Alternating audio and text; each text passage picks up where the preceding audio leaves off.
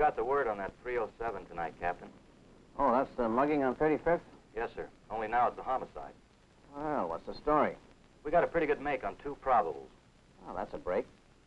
Good descriptions? For a change, right down to the color of their eyes. What's with the case here? Just coming to that. Looks like the thing started like a routine mugging. Bruises on the victim's neck and all like that. Wallet missing. What went wrong? The case was chained to the victim's wrist. You know, the way jewelry salesmen do. Yeah? What the lab and photo put together is they tried to shoot the chain off, and the ricochet drill set victim right through the head. Anything interesting in here? Nothing but business papers. Victim was in the import-export business. Nothing but business papers until we checked the lining. Then this. Uh-oh. Looks like we got a federal case here, man.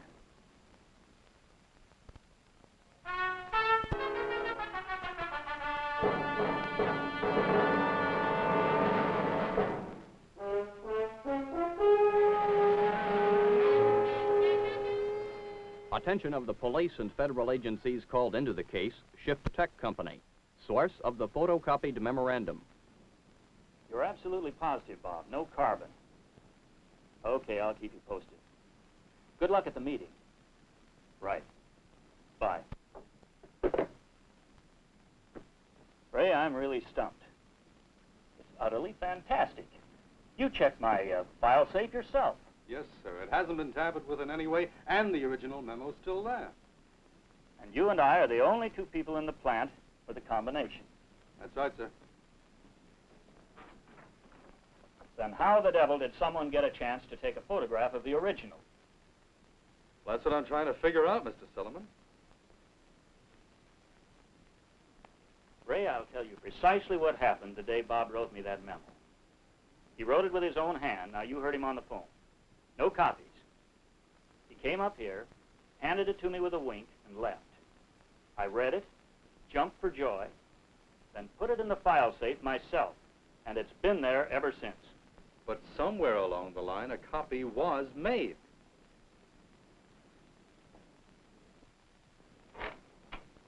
By me? By Bob? To what purpose? Why make a copy of something that only he and I were aware of? Just doesn't make sense.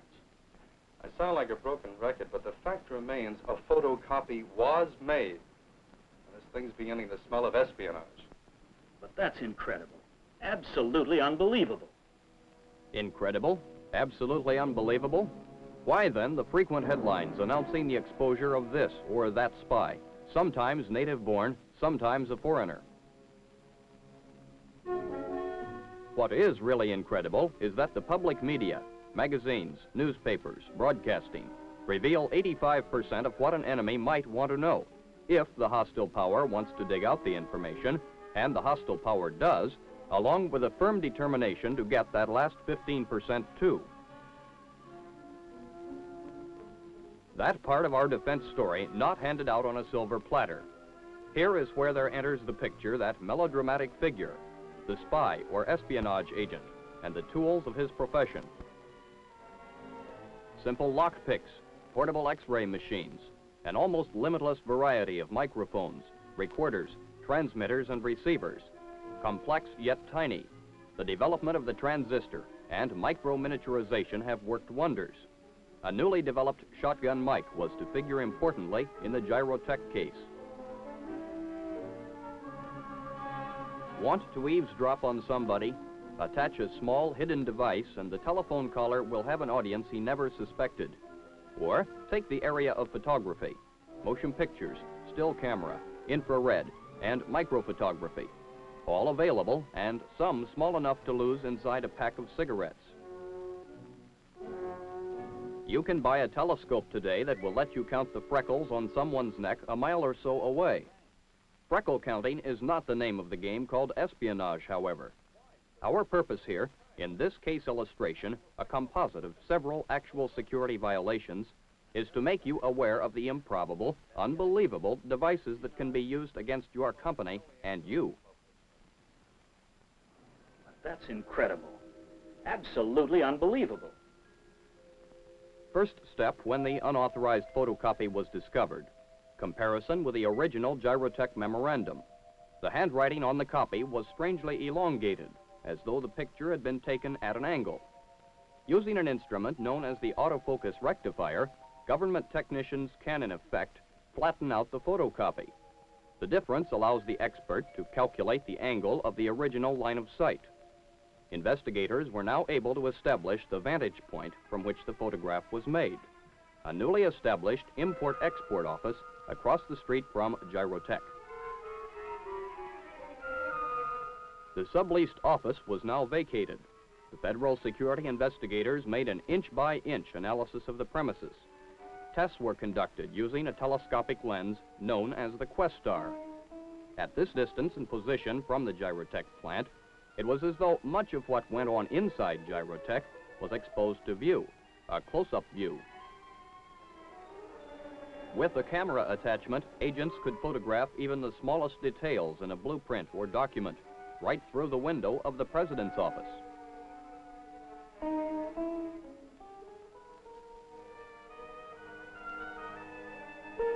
With this to go on, federal investigators now narrowed their search to the previous renters of the office space. The trail led to the uncovering of a spy ring financed by a foreign power.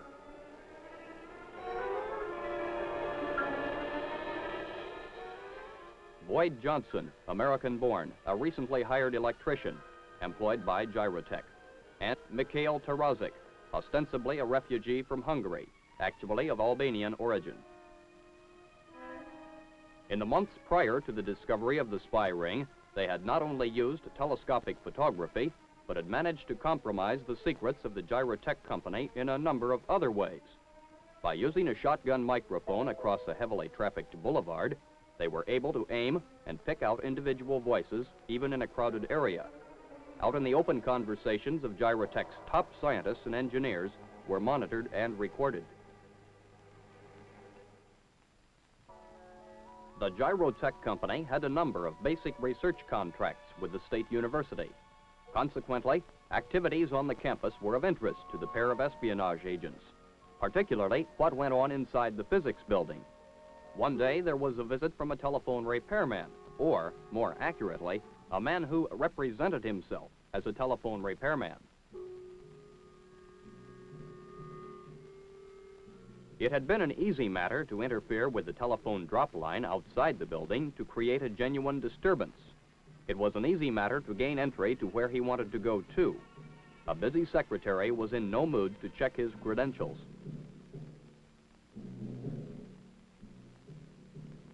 She was delighted to be rid of him, so she could get on with her work.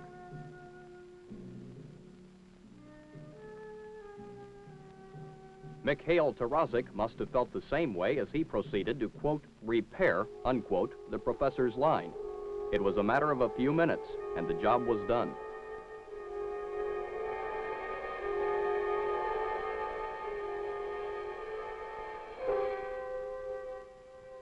Satisfying himself that the secretary was not the curious type, Tarazik quickly turned to his next task, wiring the professor's chair for sound.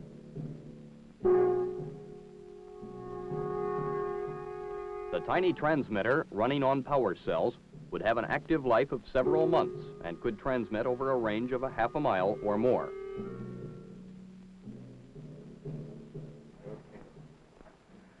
Only another year to your doctorate, Carson. Yes, sir.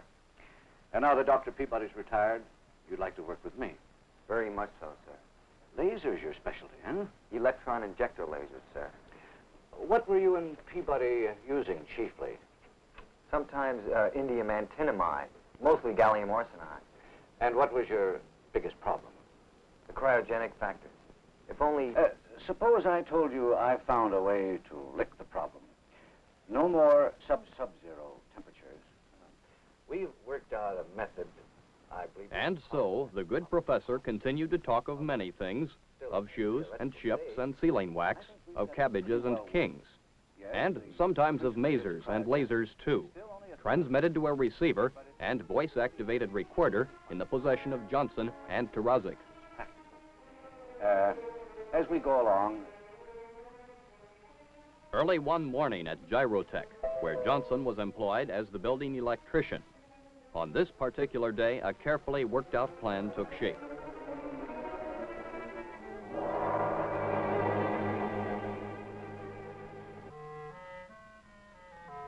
Who better to call about the lighting failure than the building electrician? The foreman assigned the job to Johnson. It was a restricted area where secret work was performed. Johnson, having only a company confidential clearance, was escorted to prevent his access to secret information. So far, everything according to the book.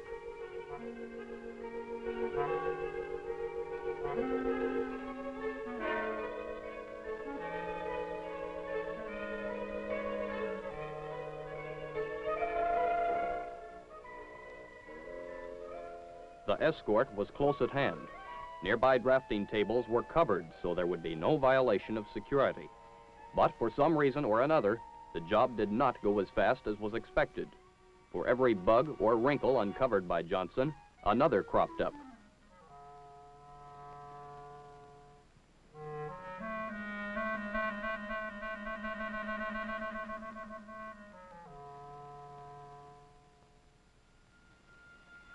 The job would take a couple of days, and so it went.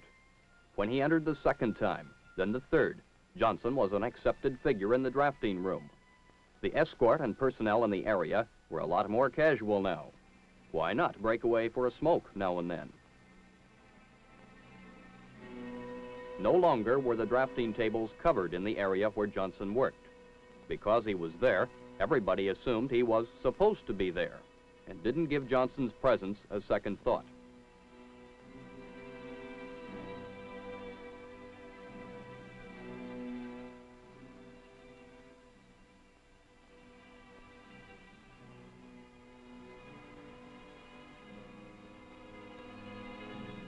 Under hobbies on his job application form, Johnson had listed only one word, fishing, which was quite honest of Mr. Johnson.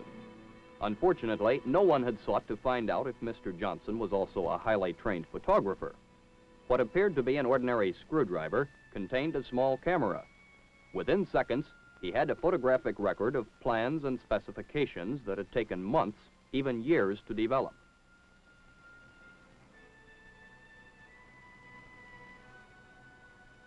All reduced to tiny microfilm dots, which would be mailed to a drop point in Central Europe.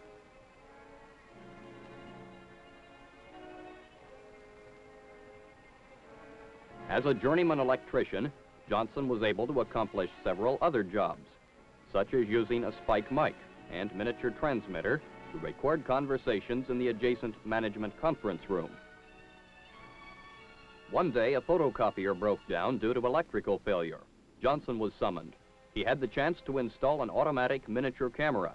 Now it would be one copy for the company, one for Johnson's foreign employers. The final assault of Johnson and Tarazik one night. By bypassing the alarm system and picking a lock, they were able to gain access into the plant. Periodically, the guard made his rounds through the premises.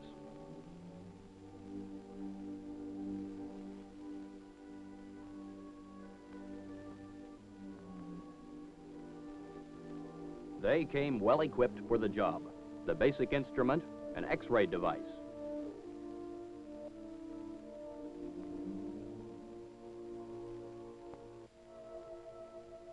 The files of the engineering project supervisor had been properly secured.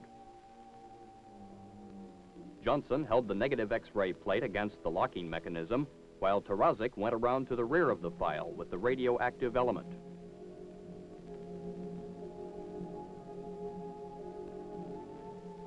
Radioactive impulses transmitted through the cabinet and the locking device would serve to identify the location of the discs within the locking mechanism. It was a quick matter to develop the X-rays. And an expert like Tarazik now knew the combination.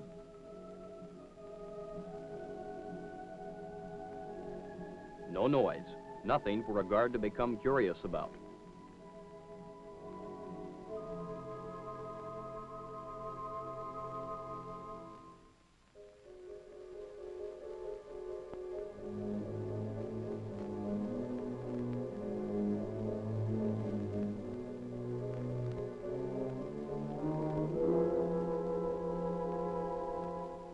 The classified files of the engineering project supervisor, carefully replaced by the two men, would make interesting reading for the intelligence agency of a foreign power. And the next morning, the supervisor would not have a clue that his classified file had been rifled.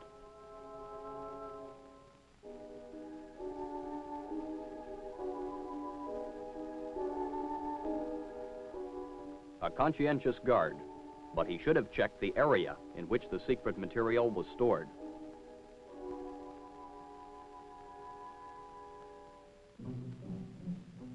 The Gyrotech case history represents a composite picture of security violations within a single plant, but each one of these illustrations is based on fact. The trained professional agents like Johnson and Tarazik have many sophisticated tools, against which there is one overriding answer: vigilance, such as using the latest GSA-approved security containers, which protect against the X-ray technique used by Johnson and Tarazik. Open your mind to this basic truth. Half measures are worse than nothing. Security must be all the way. Half measures allowed Johnson to doctor the photocopying machine. All the way means allowing access only to fully authorized servicemen. Half measures allowed the illicit photographing of the work of many key draftsmen. All the way would have meant an escort all the time in the restricted area and classified material covered. Tarazik's style of telephone repair would have been frustrated if more than a quick look had been taken at his company identification card.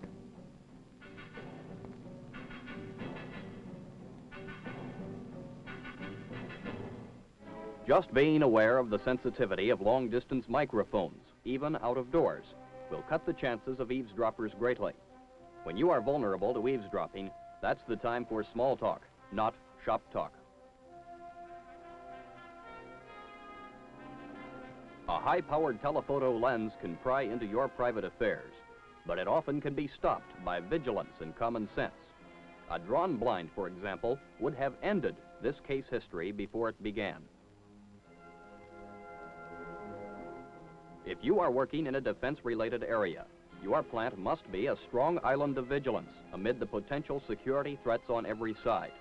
So, smile or not, but remember, someday, somewhere, you too may be on a kind of candid camera, on the spot in our nation's defense against the spy.